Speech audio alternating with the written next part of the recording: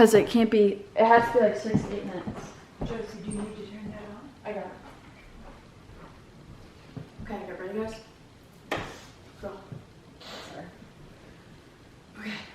Do you know when the first ever camera phone was ever invented? According to Digital Trends, the first ever camera phone was invented in the year 2000. 24 years in the making, camera phones, or smartphones as we now call them, have evolved. I'm sure everyone here either owns a smartphone or knows somebody who owns a smartphone. For the longest time, people probably believed that they needed to have an expensive camera to take a good quality photo. I myself have thought this. I have an expensive camera as well as a smartphone, and I'm here to tell you that you can take good quality photos on both. So given that, I'm going to show you the steps that you need to take a good quality photo on your smartphone. Have you ever been at a concert or even out with your friends and tried to take a picture to capture the moment, but you couldn't quite get the lighting or even the exposure correct? It was either too bright or too dark. The first major step in taking a good quality photo on your smartphone is making sure that things are not overexposed, meaning too bright, or even underexposed, meaning too dark. Persnickety Prints is a company that develops prints for people, as well as they have a blog post giving you step-by-step directions on how to take good quality photos on both Android and iPhones. I'm going to be showing a video today by the founder Sherry, and she's going to show you how to change the exposure on an iPhone. There's our little caters in the hammock, and I love how that light's hitting behind him right now, and kind of. Are you asleep, Kate? Anyway, can you see that as I'm moving and kind of tipping the angle of my phone? I'm letting a little bit of sun in. You can see a little bit of sun flare. You can do that with your photos. So play with your angles on your phone and let the light come in. Okay, so you're going to remember to tap your subject. Now see that AE lock? Remember, you can go up and down and bring in a lot more light or less light. I don't like to overexpose things, so sometimes the middle is just fine. Now play with the angles. So see, you can kind of play with that light, move a little bit. You're the photographer, you're the one who needs to be moving. And then just snap. I do not know why my light is on right now. I hate light. Okay. In the video, Sherry talks about AE, the AE lock. This is talking about exposure. So when you move that button down, you are changing how much lighting is coming into the picture, making it either brighter or darker. One example that comes to mind when talking about messing with the exposure is at a concert. When you're at a concert, you want to typically turn your exposure all the way down to make sure the pictures are not overexposed, such as this one right here. This is an example of a perfectly exposure picture because you can see the subject, nothing is overwhelmingly too bright. Now for someone with an Android, in the blog post they also tell you how to manually or how to make sure you're getting the perfect exposure as well. You'll just basically the Android camera does it all on its own, so you'll just have to hold the shutter button and it will focus on the subject as well as make sure you're getting the best exposure. Lighting and getting the perfect exposure is only the first step. The next major step is making sure you're getting the perfect angle as well as making sure you're keeping still. Keeping still after you get the perfect angle is one of the most important components in taking a good quality photo on your iPhone. Professional photographer Joel Morgado did an interview with Time magazine and tells us the best way to keep still when taking a photo on your smartphone is to get a tripod. However, you might find yourself in a situation where you cannot have a tripod, such as a concert. So, in reference to the blog post earlier, they tell us how to keep still in low light situations. Katie Reese, who wrote the blog post, tells us to either lean against a wall or keep your elbows to your side. Even though they specify in low light situations, this is something that can be used even in any light situation. Another component to making sure you're keeping still is to have your timer on. Jefferson Graham, who wrote an article for AARP, tells us that when you use a timer, it gives everybody the perfect time to get composed in the shot, as well as it allows you to not have to awkwardly reach for the shutter button. He also tells you how to turn on the timer in an iPhone and an Android. For an iPhone, you'll just open up your camera app. There's an arrow button at the top. You'll click that and it'll bring up a menu button towards the bottom, and then you'll swipe over to clock, and then it'll give you an option between 3 seconds and 10 seconds. You want to select 10 seconds because it gives people more time to get composed. For an Android, it's pretty much the same thing. You'll open up your camera app, and then you'll hit the gear icon or the camera up at the top corner, the top right corner, and then you'll select timer. The only difference is they give you an option between 2, 5, or 10 seconds, and again, you'll want to select 10 seconds.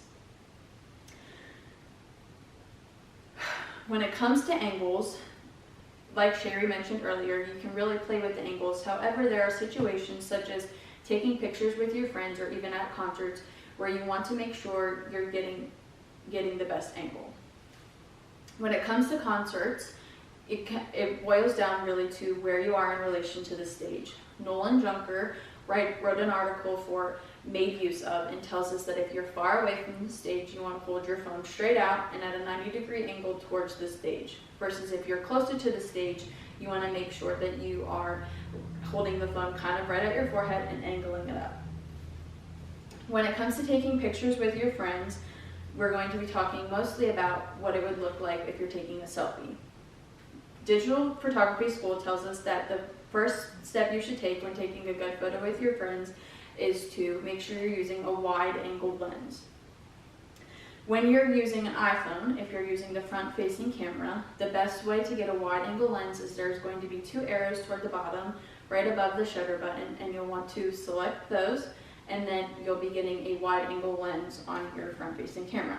If you're using your rear-facing camera, Ashley Kapoor, who wrote an article for CNBC, tells us that you're going to want to flip the camera, so you're looking at the scene in front of you, and then you'll select the 0.5 button, because then you're using the ultra-wide lens on an iPhone, and then take the picture as usual. This gives you the opportunity to make sure everybody is able to be in focus in the frame without having to squeeze people. For an Android, according to Google support, it's very simple to use a wide-angle lens. You'll just open the camera app, select photo since you're taking a photo, and then you will either select ultra-wide or wide-angle lens.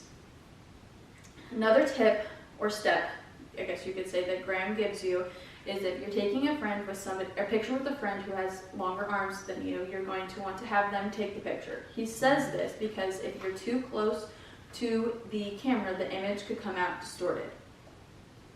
He also tells you that you're going to want to hold the phone kind of straight up like this, and you're going to want to angle your face up. This gives everybody a more flattering look.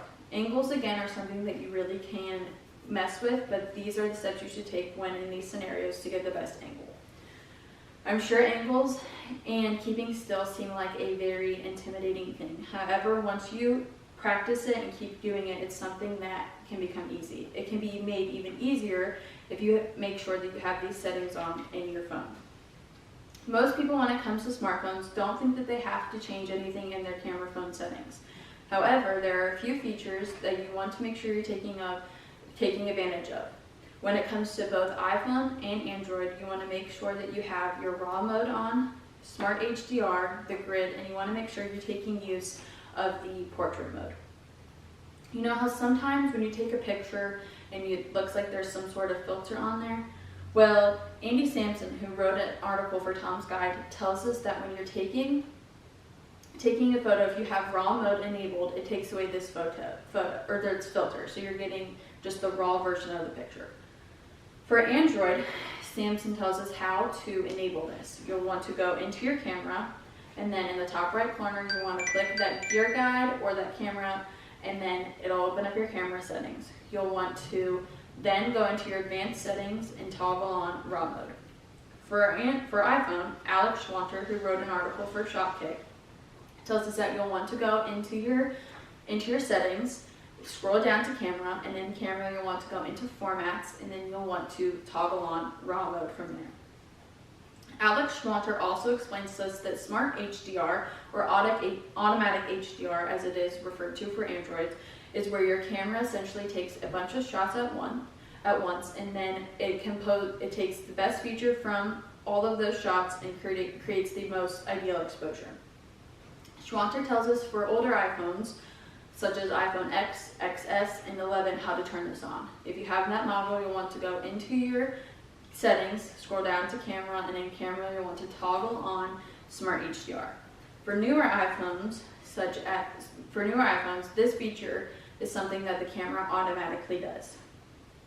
TechSmooch on YouTube tells us that you want to make sure you're viewing this feature in your photos though. So you'll want to go into your settings app, scroll down to photos, and toggle on view full HDR.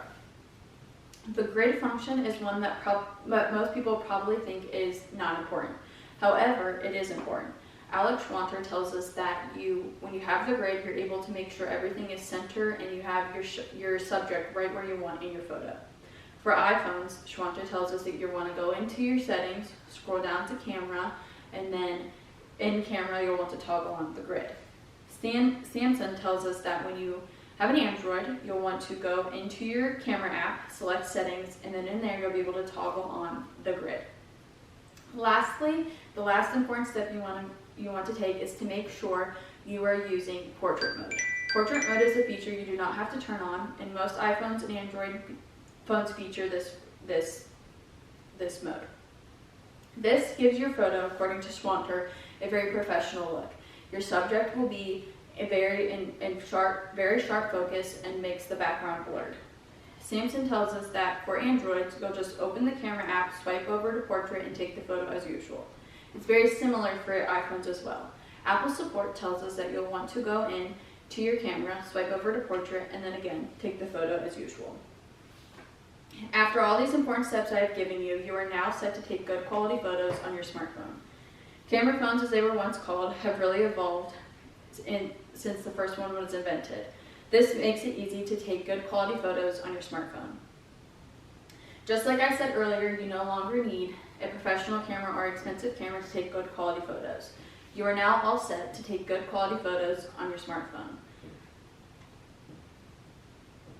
This shows you how to turn the grid on. You'll go, for an Android, you'll go into your camera, you'll put the settings over there, settings, toggle on your grid, and you have your grid. This shows you how to turn on RAW mode. Again, the camera up there, more settings, RAW mode, and you'll turn it on. And this shows you how to use portrait. So you just swipe over to portrait and take the picture. This shows you how to use HDR, and here it's turned off. We'll just turn it on right up there, and then you're using HDR mode. This shows you how to turn the timer on for an iPhone.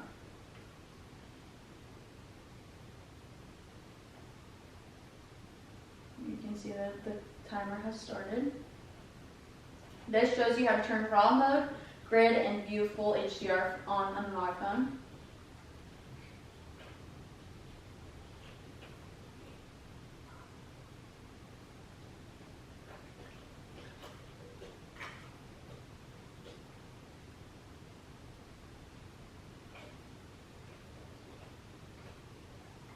And lastly, this shows you how to use portrait mode for an iPhone.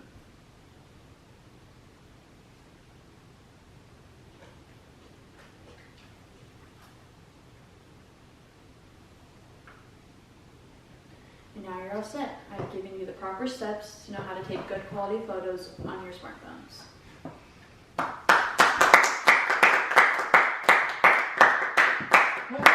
Good job, Jeff.